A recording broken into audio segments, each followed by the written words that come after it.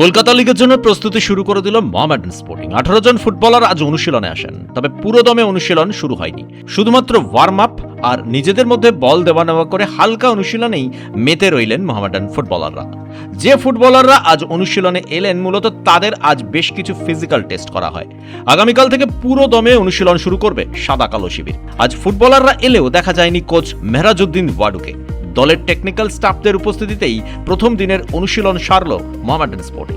এবার সাদা কালো শিবিরের দল গঠন নিয়ে একটা সমস্যা রয়েছে, কারণ এখনো তাদের মাথায় ফিফার ব্যান লেগে রয়েছে।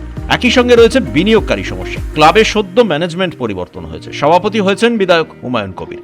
পুনরায় সচিব পদে এসেছেন ওয়াসিম আকরাম।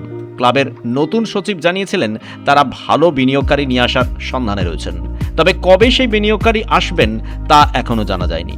কলকাতা লিগের আগে মোহামেডানের একটা আবাসিক শিবির করার কথা। 10 দিনের এই আবাসিক শিবির কোথায় হবে তা অবশ্য এখনো ঠিক হয়নি, তবে 1-2 দিনের মধ্যেই তা ঠিক হয়ে যাবে বলে মনে করা হচ্ছে। গতবার কলকাতা লিগ শেষে কোচ মেহরাজউদ্দিন বলেছিলেন, যে দল আমি পেয়েছি তারা একটা নতুন অভিজ্ঞতা সঞ্চয় করলো, ভবিষ্যতের প্রতিযোগিতাগুলোর জন্য তারা অভিজ্ঞ হয়ে রইল।